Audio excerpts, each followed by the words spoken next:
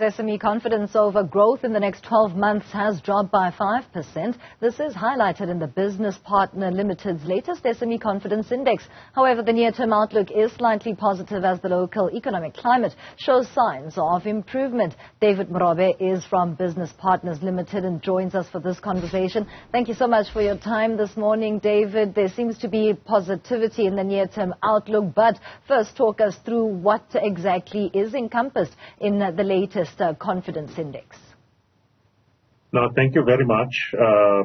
I think the whole confidence issue is for us to keep in touch with the SMEs themselves, to find out what the buoyancy is about the SME sector overall, as well as to find out what are the social and economic issues that are affecting our small and medium enterprises.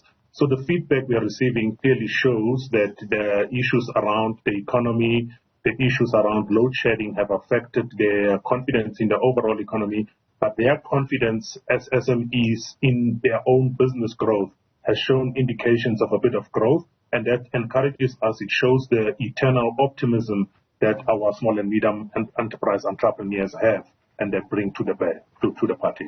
To what extent, though, can this hope that's been seen in the confidence levels in the SME sector be basically equated to what is anticipated in terms of the negative side of the coin? Should there be any disruptions within the local economy, then the harshest and the hardest hit then becomes this particular industry.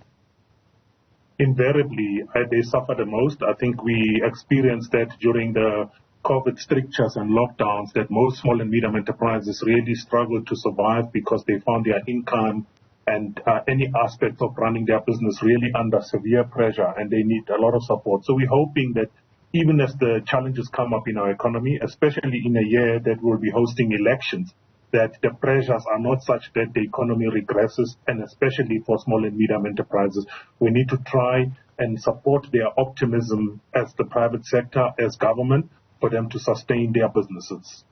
That also forms part of the regulatory reform calls that have been made. In what fashion or what type of reforms are being spoken about that are needed in South Africa to safeguard the SME industry? I think the issue of regulatory reforms has come through strongly in the survey. It's something that has been quite consistent actually over a number of quarterly surveys that we have conducted, that they need the regulatory environment to be easy, to be simplified. Just the ease of registering your business, the ease of getting licenses to operate, the ease of communicating with whatever authorities that are in place. So what the new bill provides is to find a way of easing the whole regulatory burden on small and medium enterprises. And an additional point that has been raised is to have an ombuds that would try to address some of the issues that the SMEs are facing in terms of regulatory burden without having to incur the cost of taking legal expense to solve it themselves. If that bill then comes to fruition, we think it's a boon for the SME industry, and the entrepreneurs themselves have responded in that particular manner that they are quite optimistic that something is being done to address their plight.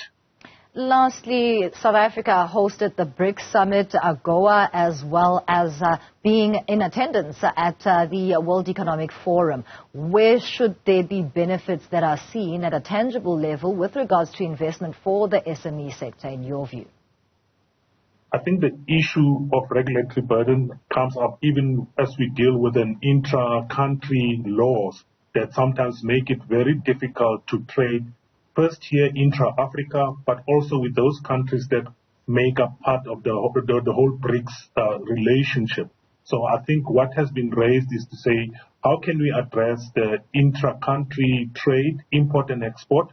And we think that if that is represented in the bill, I think it presents a boon for the SME industry, as I've said. And also, on the back of that, there's a move by government to consolidate its own services towards small businesses by providing finance, by providing business support, as well as incubation services and other forms of support that are required within one house whatsoever. I think leveraging that as well as the BRICS element, augurs well for what the SME industry can sustain going forward. Thank you so much for your contribution. David Morobe is with Business Partners Limited. They're talking to us about their index into SME confidence in this country.